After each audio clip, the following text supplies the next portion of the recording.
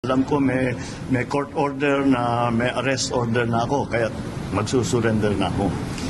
Hindi ganyan yung nangyari. Ang nangyari, napilitan siyang lumabas dahil malapit na ang pulis sa kanya.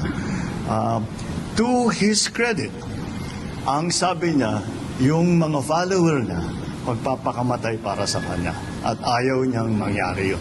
So to his credit, he was still displaying a modicum of leadership to his followers. Kaya naman, again, I will stress, it was a very,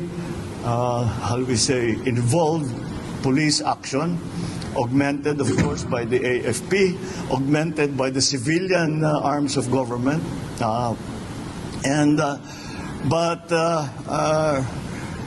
it was, once again, it was really through the efforts of what our policemen did. And once again, I stress that kung merong mang nasaktan, ay may galos lamang, may sugat lamang.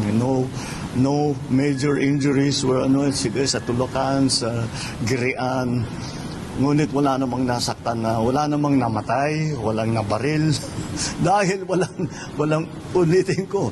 Lahat ng pumasok sa KOJC compound, lahat ng tao natin, ni isa doon ay may dalang baril. Wala sa kanilang may dalang baril. Dahil hindi mo na malaman kung may dalang baril, iba yung nagiging usapan. Yung instruction ko sa kanila, wala akong gusto masaktan. Hindi ko naman gustong saktan yung mga member ng KOJC. Dahil tinutulungan lang nila yung kanilang sinusundan na leader.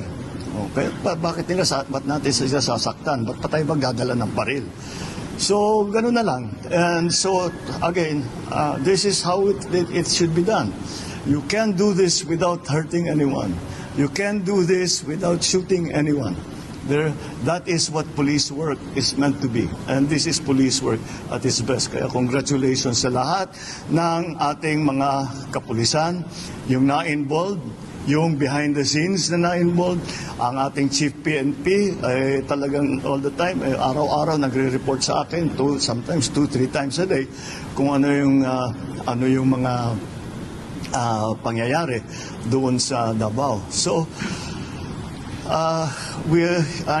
it is really with some relief that I can say that at least this phase of that operation is now over.